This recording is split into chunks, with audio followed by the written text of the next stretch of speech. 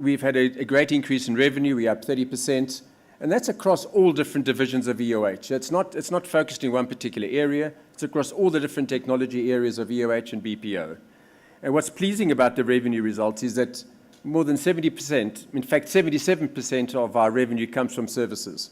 And 60% of that revenue and the growth in revenue was organic growth and 40% acquisitive growth.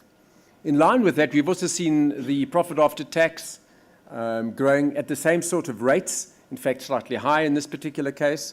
And the earnings per share, despite the fact that we issue shares to new joiners, at a very, very respectable 25% in both earnings per share and headline earnings per share. And someone asked me just as I came in, what are we going to do with all this cash? 1.9 billion. Well, it's not enough cash. If anyone knows me, king is cash, cash is king. We need lots of cash. There can never be too much cash. We have lots to do with that cash. So the graph, it's not a one-year wonder. It's not something that has just happened in the last 6 months. It's not something that's happened in the last 2 years. It's something that's happened since inception. And this is a lovely textbook type graph, and we expect to continue it to grow in the same sort of rates in the years to come. So a very, very nice graph to share. And the headline earnings are not sacrificed in terms of that growth. So we don't buy growth from an EOH point of view. So just where does it all come from? It's come from all parts of EOH, and I haven't actually put the number on the slide, but 9.8 billion rands worth of our 12.7 billion rands worth of revenue is from services. That's people, that's knowledgeable people, and we operate in the very high end. And you'll see that all our areas have grown within EOH, and the smallest area in the EOH is the IT infrastructure side, and that's really something which we do need as part of our solution stack in providing solutions to our clients. So let's just go into some of the numbers. The results are pleasing overall, particularly in this state of the economy. You'll see the finance costs have increased a bit. Yes, that's in line with our strategy to borrow some medium-term funding for some of the new joiners, and obviously our expansion into Africa and the Middle East.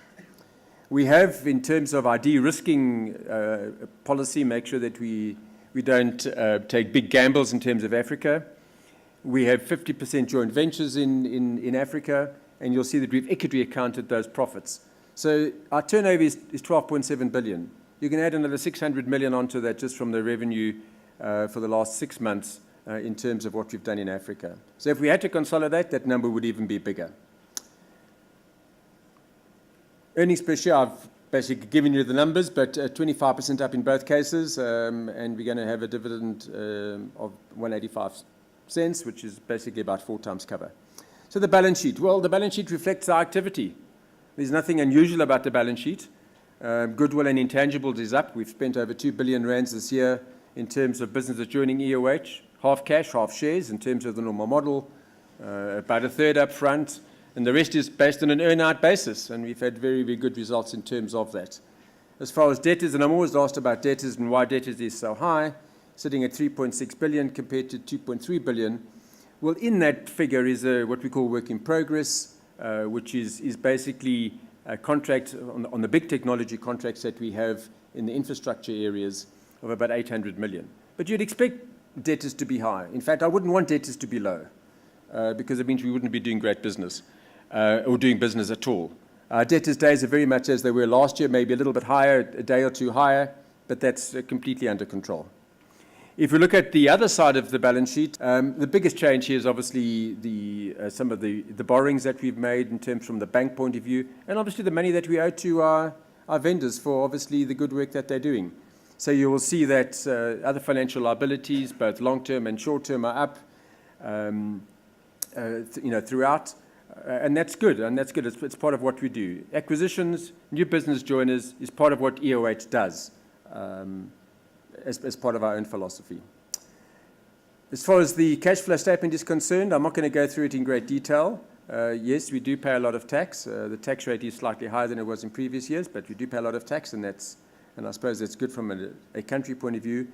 And the investing activities is really in the new acquisitions that we're making, in the new joiners, and obviously investing in property, plant, and equipment. And the financing activities, a net inflow because of the medium and short-term funding that we're obtaining from the banks to do good business. So overall, really, a very, very strong set of results, a nice, healthy balance sheet. Yeah, emerging markets are getting back into the good times. There is a lot of money coming into emerging markets, and we are hoping that South Africa will attract its fair share of investment. And all emerging market developing economies needs outside foreign investment to grow. We are not that developed to create our own resources to invest in development, in infrastructure, etc. I think our political spectrum is getting more and more fair, natural, and right. And I think it's a great change that we've seen from the last election. And I think it's healthy, it's good for the country, and it's good for business in the country. I think we're going to be more centric because we now have a ruling center, right and left, whereby the push from left and right will ensure that we remain somewhere in the middle, which is good for us as citizens, good for us as businesses. EOH today it's large. We are the biggest technology organization in Africa. And the most important thing, and you've seen it through the presentation, is that we are really connected to the society we service.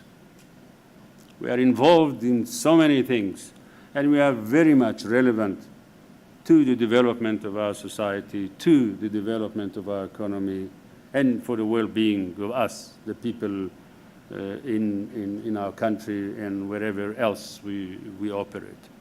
We are healthy financially. In spite of our size, we are managing, we work hard on it to keep the entrepreneurial spirit of the business going. It's very easy to fall into the trap of starting to work with rules and regulations and manuals and procedures and forget that what drives our business is people, and we are well aware of it. We're watchful of it. Yes, we need to have governance. We are a listed company. We are a large business. But at the same time, we need to ensure that our entrepreneurial spirit is still there, still what drives the organization. We've launched our what we call the Job Creation Challenge, where we challenge all businesses in South Africa to take 3% of their workforce as interns and learners.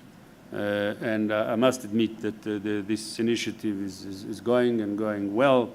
We've already involved probably around 15,000 young people, whether we've done it through what EOH does, and we took about 2,000 of these young people in the last few years into the business. And a lot of businesses are really coming to the party. The people that are dealing with it are running out. We're adding people all the time to just respond to all the queries and all the needs for us to help support and share our experiences with other businesses. The strategy for growth will not change. I think we're doing exactly what we've done in previous years. We don't get up once every week or two, or month or two, and say, now we're changing the strategy. Now we're driving that. Now we've got a new value system. Now we've got new approach to customers. Now we've got new set of slides or products, etc. We continue to grow. We grow in all directions. The growth is given to the business itself. The center facilitates, but every part of the business has got its own growth strategy. What are they going for? What new product? What new territories? What new services? And that way, we are able to sustain the growth in spite of our size. And we always get asked, and sorry if somebody thought of asking this question, I'm going to give the answer up front, is that we've been asked, how can you continue to grow with this size of the business? The simple reason is that our growth is not driven from the center. Every part of the business, and there are smaller parts of the business, those small parts can grow at 10 or 20 or 30 or 40% because of their size. The aggregation of it all is the growth of EOH.